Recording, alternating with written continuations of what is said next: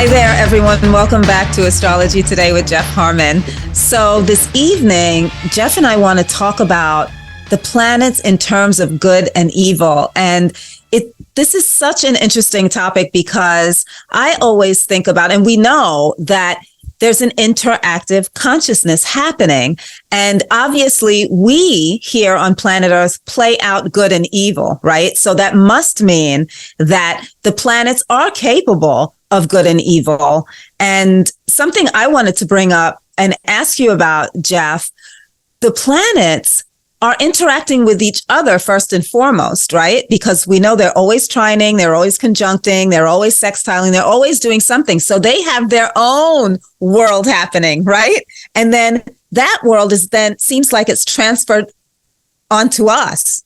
So that's how my mind is thinking about the planets and good and evil. So you take it away and let us know what you think and what's happening. Yeah, I mean, that's a really deep topic. I mean, when you think about the magic of astrology and what's really truly going on, it's, Nadi astrology, I always say, might truly be the Matrix, and so is the tropical too. They claim that everything on this planet is being co-mixed into this dimension through not only the planets, but also the moon and the fixed stars. And, it's really interesting because in the Vedantic stuff, they actually call planets graha. Graha is a strange word that means Caesar or grasper of the aura. When you think about that, that's really as close to a matrix as we can get. And you mentioned it before, not only the planets interacting with aspects geometrically between themselves, but they're also doing it with each soul incarnated. And that could be everything from the plant kingdom, the animal kingdom, and the physical human kingdom. And what's fascinating about birth charts, and this applies to cities and countries and places and people, every time something is created down on the physical plane, they say it's spirit becoming manifest. Even interestingly enough, like in the United States, we have the kind of luck of knowing when cities were created, because they weren't created 1,000 or 2,000 years ago or 1,800 years ago, like many countries in other parts of the world are, or cities. So what's fascinating is I've looked a lot at this, and does the energy that the time of a city is created or a state have an effect on certain people? And boy, you bet it does. I mean, take like certain cities. Like I love Beverly Hills not because of its opulence or anything, because I don't even pay attention to that, but I like it in the outskirts, up in the mountains and stuff, because it's Jupiter aspects my moon. You can feel it when you roll in. I've noticed this with other cities across the country. You can just feel the energy for heavy or good or ill. So the same thing applies with people. We're all like energy prints, if you will, at the moment in time we draw first breath. So now the matrix of astrology is really fascinating because it interacts on each soul differently, because each one of us are really being incarnated. And they actually say in the Nadi astrology that the astrology is the reflection of the soul. Modern astrologers all say, oh, you're a Pisces, you're an Aries, and all this stuff. That's a bunch of crap. Or they look at the big three, the ascendant, the moon, and the sun, which, there's merit to that. But I would say the entire chart is a very complex configuration on a human being or a city or an animal or anything else that is like a resonant, you could say, mold that was cast at the time of incarnation. And now you have all the planets circling around this exceedingly complex zodiac. And you also have the lunar mansions. So planets can be positive, they can be negative. In other words, you can have an exalted planet, you can have a planet in certain dignities. And in the Vedic astrology, they use all these complex divisions. They're called Vargas. Vargas are multiple you could say, divisions of each sign where a planet can move through them at very small increments. And it affects, and it's almost like a stator in electricity. When you move a switch, like a volume knob, you're basically increasing or decreasing the resistance, but it's much more complex than that. They're actually showing how planets react differently and commingle with this entire exceedingly complex matrix of energies, which makes up our karma. And that's where I wanted to land with all this. There's a text, again, I've referred to it many times, called the Shari Hagilgam. There's also another text called the Puranas in the Vedic astrology. And this speaks about all the souls coming in and out of here. And it's quite amazing, because it says that when we incarnate, the lower conscious mind, the nefesh, is like a spiritual vessel that seems to bounce back and forth between the lower astral planes called asaya. And I use that model always of the four worlds. And so we're constantly striving to purify and rectify the soul. And the matrix of astrology seems to really interact with that, with the transits and progressions. Now, I wanted to bring up one more thing. And that is, and you've mentioned this many times, and so many other people, and that is, are we above astrology? And the answer is yes. So what is astrology really? It's the interaction on the lower soul. And most of your very high ascended masters will tell you the game is to rise above the astrology.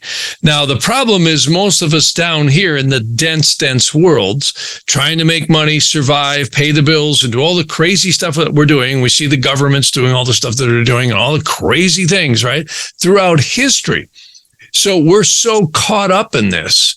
But when we exit the body, which the Nadi astrology calls liberation of karma, they say the matrix of astrology ceases on that soul.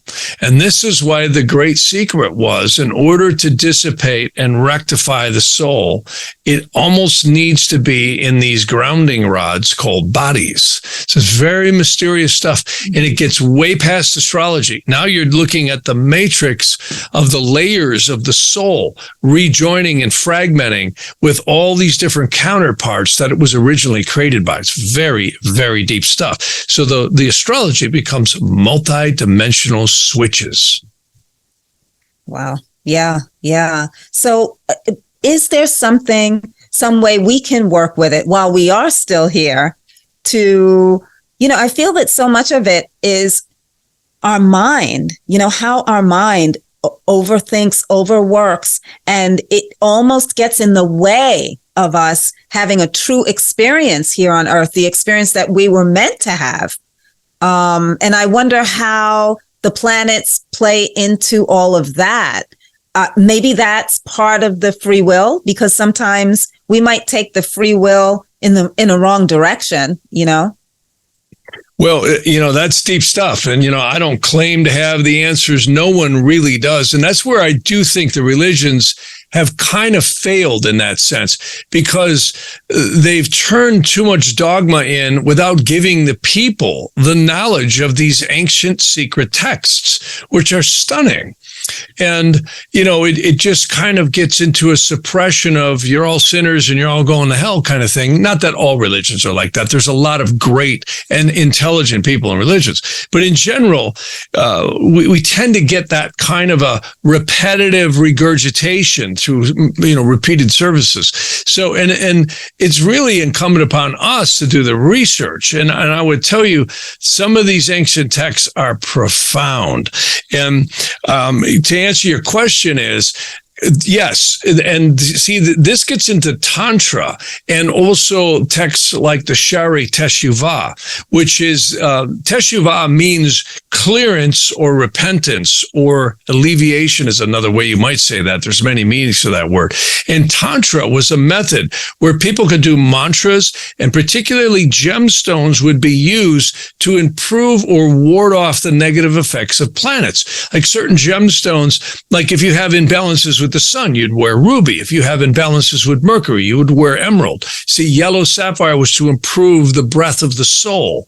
So there's many gemstones, including mantras, and there were fasting techniques. There were certain tithing techniques. And I have to say, India gets exceedingly detailed in the more ancient texts about this. Like literally, if you were in a Ketu dosha, you might find that wild and bad dogs, like angry dogs, you'd feed them. And of course, it's not advisable to go near dogs like that, but you would tend to find that animals that were very violent and erratic would be good to tithe to them. Or certain people, like when you're in Saturn doshas, they would actually say, oh, you're supposed to take coal and throw it in a river with a blessing, or feed old, decrepit, homeless people, or help really old and failing people. Saturn, see? So there were all these different we can't get into this now, we'd be here all night, but it's really fascinating how certain mantras, certain yantras were used. Yantras are sacred diagrams. They're angelic squares that were actually believed to be originally given to what they call the you could say saints or the rishis or prophets of old. And these sacred diagrams were believed to be cymatically from the chants of the mantras formed. That's what gave them their shapes. So it was really fascinating stuff. The same thing with gemstones. Having a gemstone up against your skin in particular places. I love the heart chakra and also certain fingers, which you can see on my website. Very powerful because it balances the energy. So that was one way you could alleviate imbalances in the chart. Well, if we go back to the good and evil for a second, looking at the planets, and you're talking about, for example, wearing a gemstone for protection, right? It wouldn't be against good. It would definitely be against evil, or to stay protected, right? But also, it's, again, I go back to the mind for a second because I watch my own mind. We all watch our minds and we see what we're attracted to, what we aren't attracted to. Sometimes when those energies, those harsh energies come to us, it's like a challenge, and it's the free will. But the planets themselves, if we have certain things going on in our chart, the planets are doing whatever they're doing. It's almost like, are we destined? Are we connected to that so deeply that we can't not correct it, but we can't shift it at all while we're still here living on planet Earth? I feel like maybe there is a way to almost work with the astrology in that sense. You're bringing up a good topic. I really think when you become aware of these energies, you become what I would call self-aware. And, I've got many examples where, and you can see where, like one example, I've had parents who've had children who are going through really tough times. And they would say, God, the psychiatrist wants us to medicate them or do this or do that. And I'm going, well, I can't give you medical advice. If you need to do that, you got to do that. But I would also say that these energies are impinging upon that person for this amount of time.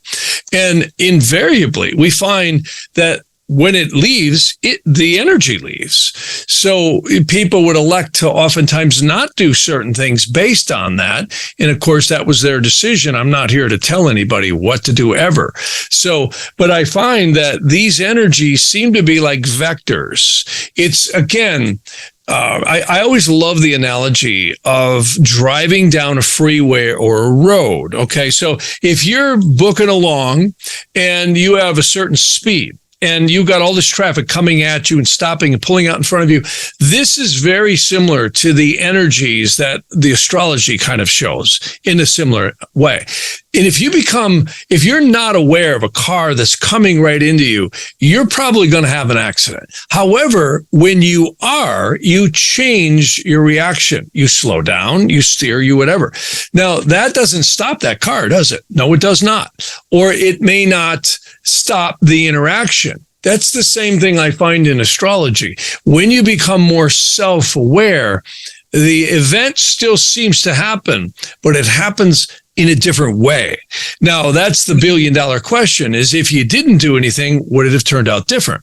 And no one will be able to make that comparison, because when you become self-aware, you now know it's there, And right. I find, like, in my own sense of self, I have seen, like, location astrology is another thing that could really vary the outcomes. Why? Because if you were born in a given locality, okay, your transits are going to happen right over where you are.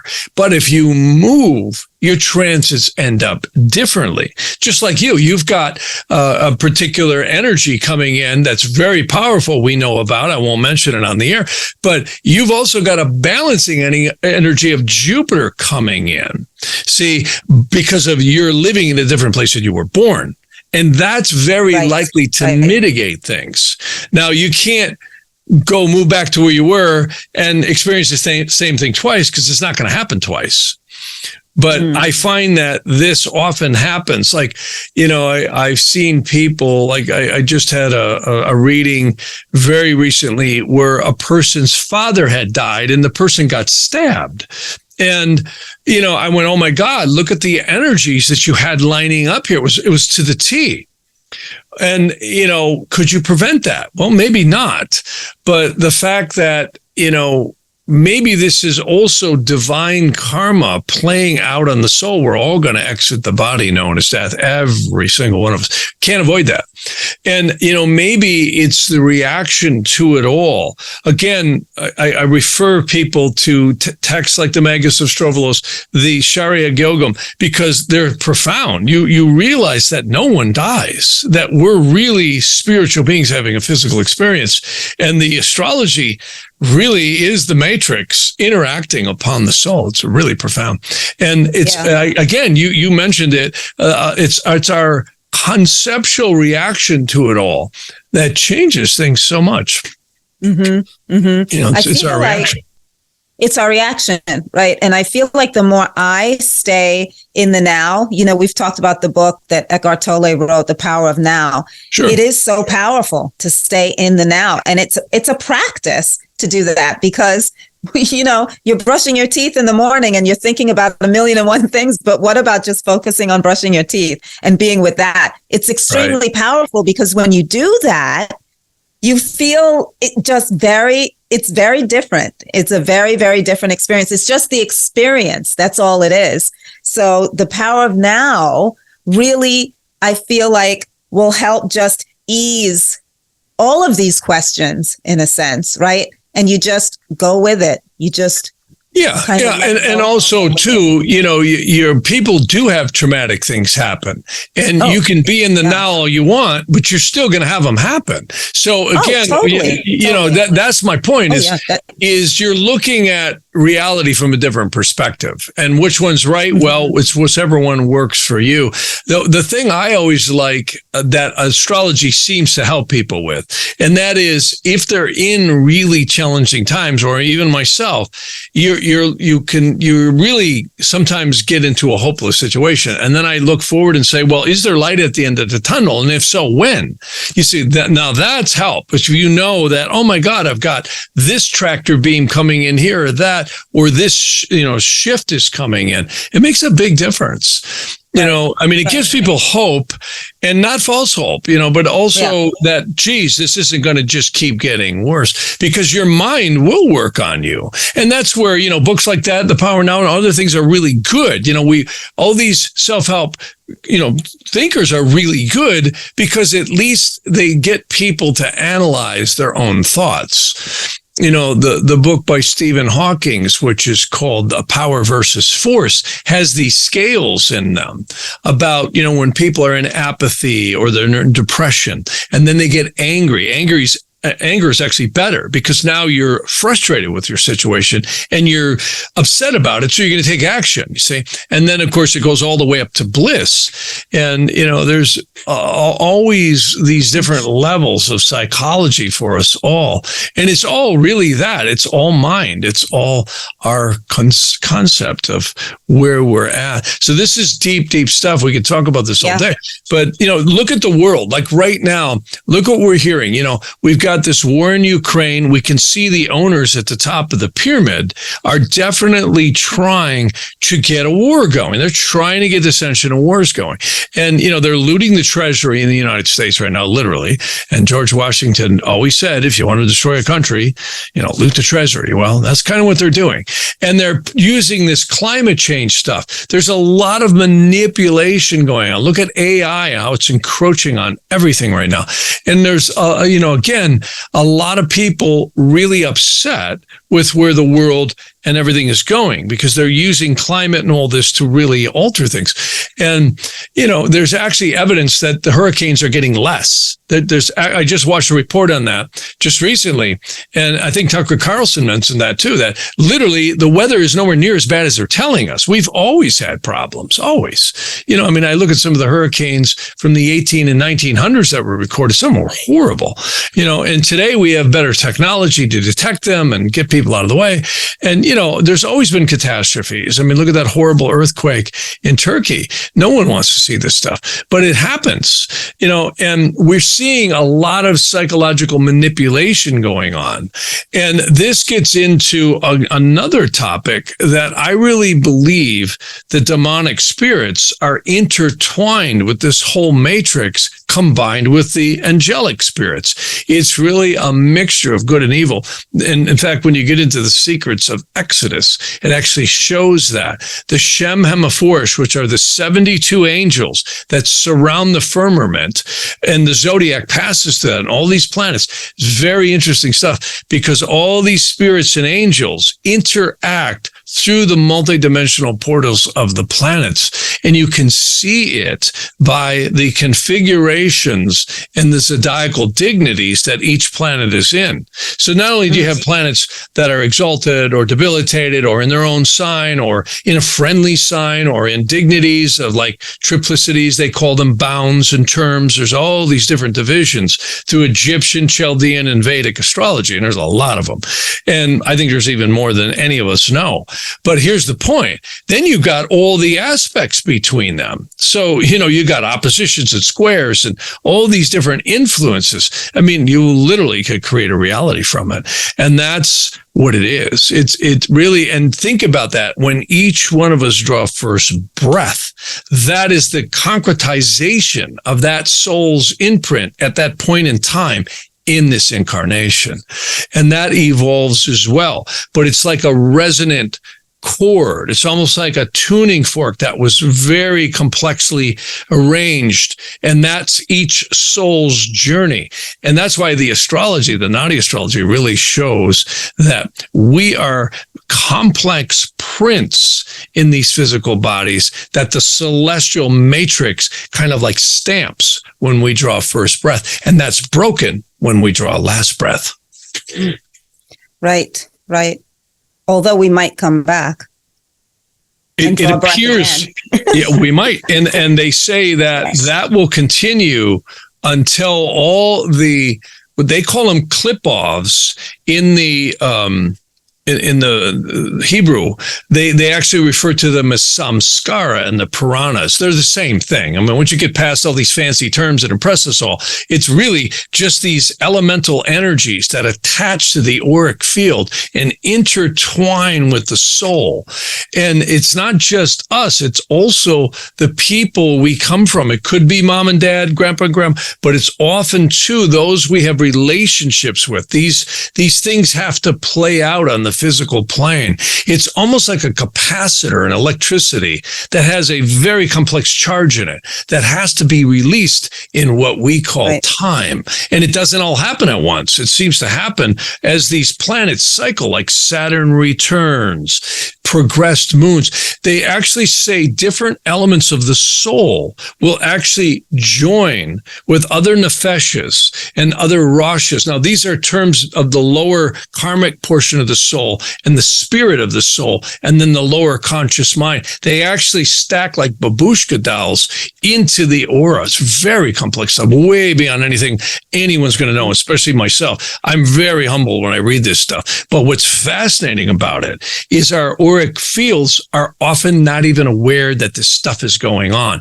But it seems to correspond to many of the complex progressions and primary directions and doshas that happen indicated in astrology. I know, I've seen it myself. I've literally seen 3 disincarnates leave me when I had a primary directed moon cross my ascendant.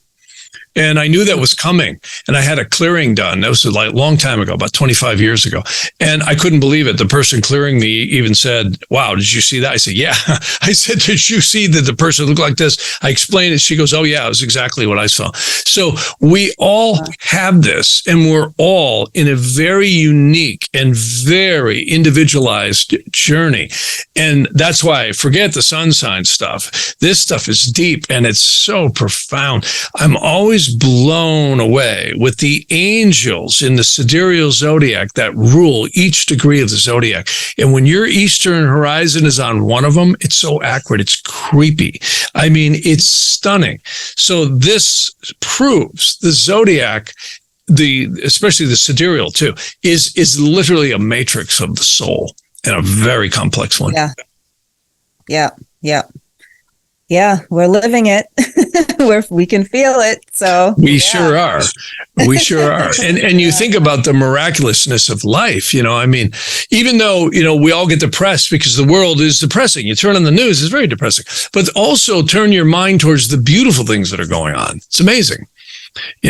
We're all so dominated by money and power and control and IRSs and taxes and all this stuff. And we are. And it really is hard on us all. Like legal things can just kill people. I've seen it through so many different people. And, the deviousness that goes on. And we see the deviousness in crime. Look at all the crime that's happening. But somehow we got to keep our sanity in the middle of it. And we all elected to be here at this time. Like look at the United States. The United States is like a human being in some ways in that it has a birth chart. Do you know the Romans used to do a ritual outside of a city to chase the angel of the city away? And the reason that they did that is they would know that if they could do that, it would make the people's resolve to defend the city weaken, and then they would attack. So, wow. Yeah, nice guys. Huh? Seems like a lot of people know how to use the astrology or know how to use these energies that are here, that are supposed to be for good. And sometimes I think that these energies are twisted. Oh, you can use it both ways. And that's what I'm really against, because, and see, that's where the religions may not have been 100% wrong. There are certain texts that I have that I've reviewed just from a scholastic standpoint.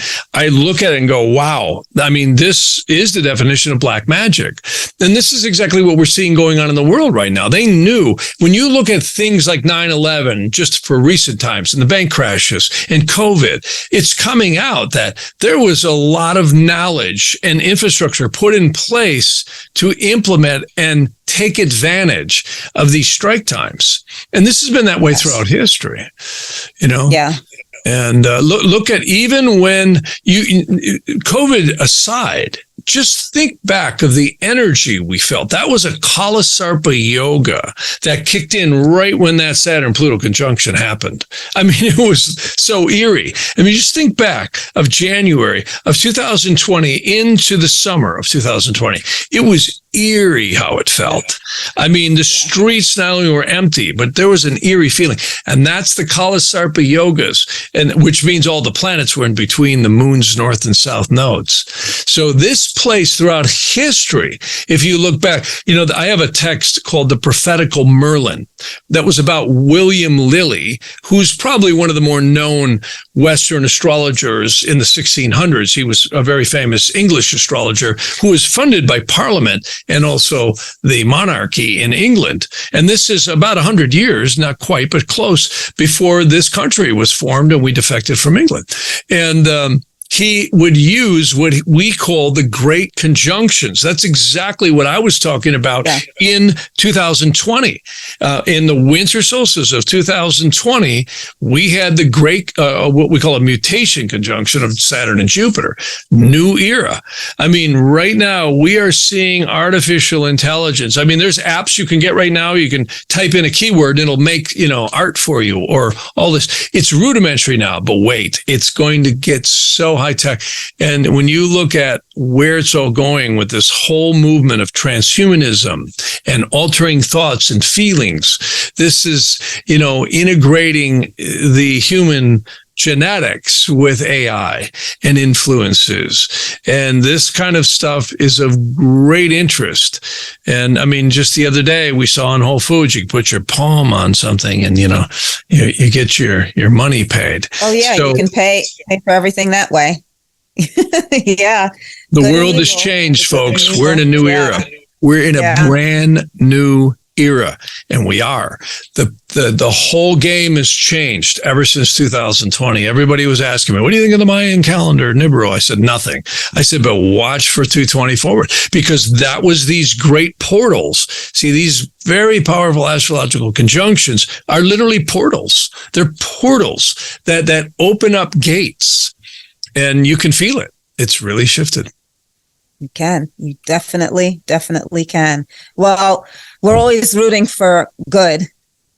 Even though there is good and evil, we're always rooting for good. And good is always above evil, because evil wouldn't even exist. Nothing would exist if it wasn't for the divinity of the upper angelic forces in God, or divinity, if you will. And to the Satanists, I say, well, you better check out creation, because it's all pulsing here from something. And it's not running on batteries. No, it isn't. And neither is the sun. Well, this was fun. No, right. Yeah. Right. Well, this is exceedingly a lot of fun, Jeff. I like this. Yeah, it's exceedingly deep stuff. And I don't interesting. Ever claim to I don't want to be anybody's guru. I don't know everything, but I certainly love sharing what I've been blessed to study. And I think it's profound stuff. Again, the Sharia Hagilgum is an astounding text. It's even speculative. The Rabbi Chaim Vital was the man who penned that. And it was actually from his teacher, the Ari, which is known as the Arizal. He was a rabbi who only lived to a very young age. I think he was in his mid-30s when he died. He was born blind, and he couldn't see with his eyes, but he could see into souls. And he was a soul that reincarnated to bring back this knowledge. And that's one text of many. And we see the same thing. There were great seers in Egypt and in India and in Chaldea that had penned amazing documents and had given knowledge that was passed down verbally to what they would call legends, or just the verbal transmission. Of course, a lot of people call it the verbal Kabbalah, but all these stories are amazing, and India's full of that stuff. Some of the greater texts were all parables given down, and of course, even the Old Testament is that, and the Psalms too. The Psalms are actually harmonic chants that we've lost the secrets to, but there's angels encrypted into them, and those were used to correct the imbalances of karmas that the astrology showed on the soul. Powerful stuff. Way beyond anything anyone will ever fully figure out. But the soul always rises above astrology eventually. Yeah. Because it is above astrology. I was just going to say, well, isn't it above astrology? Yeah. Wait, they say once the nefesh joins with its spirit, which is called the Rosh, and then the neshma, which is the karmic, triad, if you will, it then ascends out of the astral plane into the Yetziratic worlds. And many people talk about, the Garden of Eden and the worlds beyond. Well, that is an exceedingly complex Garden of Eden, or you could say the worlds beyond. The Yetziratic worlds are these multi-dimensions that go up, and then there's worlds, the two above that, which is exceedingly complex, way beyond anything I think our lower minds can comprehend. But what's fascinating is it's there, and the psychiatric and psychological researchers in this, just using kind of the left brain, more hard sciences, are proving, oh my God, there's so many souls that come through in regression therapy and in clearing work. I know I've ran into them. It's amazing. It's absolutely stunning. Ghosts, as we refer to it, are those errant souls. See, in the Hebrew, they're called iburs and mazals. These are strange words. It just means good souls that dwell and also evil souls that dwell. So there's a lot of people that commit a lot of really heinous stuff on this planet, and they don't die, and their souls definitely come back and they repurify, and they're often reincarnated with really bad astrology. I've seen some of it. It's like, whoa, okay. There's yogas in Nadi astrology. It'll blow your hair back. I mean, when I first used to study, I go, my God, why would God do this to a person? Well, maybe God didn't do anything to the person. Maybe they did it to themselves. And the angelic forces reincarnate us using the celestial matrix we call astrology at that time to purify and rectify that soul. Deep stuff. Right. Very deep stuff. And then we see the other flip side of the coin, these evil people just getting away with stuff. And you go, well, why would they do that? Well, maybe they are now, but maybe they won't be next time. Yeah. Right. Yeah. Twizzle, twazzle, twizzle, dum. Time for this one to come home. Time for this one to come home. Go watch Tudor Turtle. That was Mr. Wizard, a little cartoon from the late 50s. Mr. Wizard. Yeah, it's on YouTube. You can catch him on YouTube. Awesome. He's pretty amazing. Awesome. Yeah, go see Mr. Wizard. Well, thanks, Jeff. This was fun. This was great. It was a lot of fun. Thank you everyone so much for watching and listening. We adore your comments, and take good care of yourselves. We'll see you real soon. You bet. Thank you for listening.